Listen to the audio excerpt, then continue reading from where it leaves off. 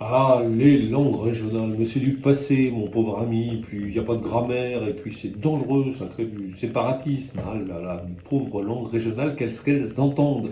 Et qu'elles entendent comme bêtises, je suis désolé de le dire, et je m'appuie pour cela sur un livre qui vient de paraître, réalisé par le linguiste Philippe Blanchet et l'historienne Rosane Milline, qui ont eu la très bonne idée de prendre un certain nombre de ces idées reçues qui circulent et de reposer des faits. Tout simplement. Prenons quelques exemples. Ce sont des langues réservées à l'oral. Oui, un petit détail dans l'histoire littéraire qui s'appelle les troubadours, qui au XIIe, XIIIe siècle ont ébloui toute l'Europe littéraire en écrivant en langue d'oc.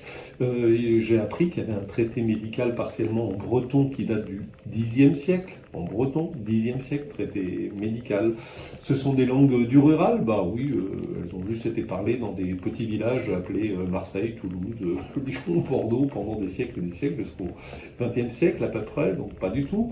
Elles sont dangereuses pour l'unité nationale. Évidemment, les seuls conflits qu'on a connus en France sont des conflits linguistiques, hein. Les guerres de religion, ça a opposé des gens qui parlaient de langues différentes, c'est l'évidence. La guerre de sécession aux États-Unis aussi, hein, tout le monde ne parlait pas anglais. Bon. Et puis d'un point de vue plus dramatique, rappelons que ce qui s'est passé au Rwanda, l'un des plus grands génocides du XXe siècle, a opposé les Hutus et les Tutsis qui parlent la même langue. Et j'ai appris dans le livre de Rosane Milline et de Philippe Blanchet qu'au Vanuatu, petit archipel de 300 000 habitants, on compte 100 langues et il n'y a pas de conflit.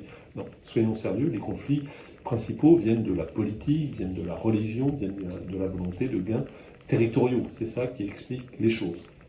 Donc, on se calme autour de tout ça, on regarde les faits et pas l'idéologie, surtout quand elles sont développées par des personnes qui ne connaissent pas vraiment le sujet. Malheureusement, ils sont nombreux. Je vous renvoie à ce livre qui est très bien fait parce que vous avez à chaque fois une idée reçue et 3-4 pages derrière, très simples, très factuelles, qui permettent de ramener les choses à leur juste proportion. Langue régionale, idées fausses et vraies questions par Rosane Milline et Philippe Blanchet aux éditions Héliopole. Et puis plus de détails également sur l'infolettre de l'Express sur le goût des langues. Très bonne semaine à tous.